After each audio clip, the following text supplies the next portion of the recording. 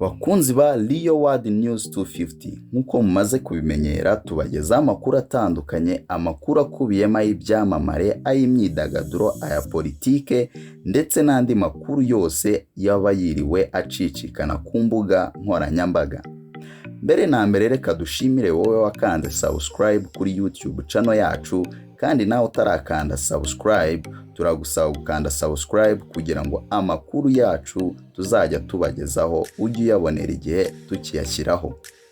Muri aka kanya dufite inkuru yuko ibigo birimo Microsoft byatangiye gukora porogaramu izajya igaragaza uwakingiwe COVID-19. Urukingo rwa COVID-19 rwatangiye gutangwa muri Leta Zunze Ubumwe za Amerika no mu bindi bihugu bitandukanye nk'i Burayi, gusa hakaba hakibazwa uburyo ibikorwa bitandukanye birimo amashuri n'ubucuruzi byakomeza gukora hakumirwa ubwandu bushya. Ibihugu byinshi biri kurwana no gusubira mu buzima busanzwe ndetse no kugeza ku baturage babyo urukingo. Icyakora uburyo bwo kumenya uwakingiwe n'utarakingiwe nta manyanga buracyari ingorabahizi. Mu minsi iri imbere birashoboka ko mu bikorwa umuntu yitabira nko gukora ingendo mu ndege, kujya mu bitaramo bizajya bimusaba kuba yarakingiwe COVID-19.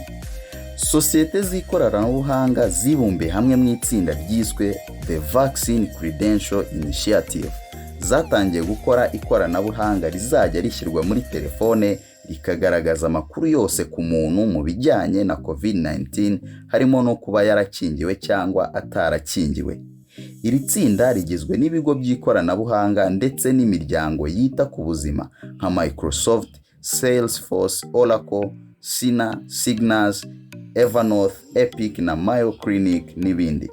Iri koranabuhanga rizafasha amavuriro kubasha kubika amakuru y'uko inkingo zatanzwe ndetse n'abazihawe. Bikazafasha n'abantu batandukanye kubasha kubika amakuru y'urukingo bahawe. Ni ibintu bizoroha cyane mu gihe hatangijwe ibikorwa byo kwaka abantu icyangombwa cy'uko bakingiwe, nk'igihe bagiye gutega indege, igihe bagiye mu birori nk'ibitaramo ndetse n'ibindi bikorwa bitandukanye. Umuyobozi w'umuryango udaharanira inyungu The Common Project Paul Meyer yabwiye CNN ati, kuri ubu kugira ngo ujye mu ndege, mu ishuri, ku kazi bizajya bigusaba kwerekana ko wapimwe COVID-19. Biragusaba kugira ikibumbiyemo ayo makuru yose kugira ngo ubashe kuyerekana. Aya masosiyete azakora porogaramu izajya ishyirwa muri telefone zigezweho ibika amakuru y'ingenzi yerekeye ku muntu ndetse no kuri COVID-19.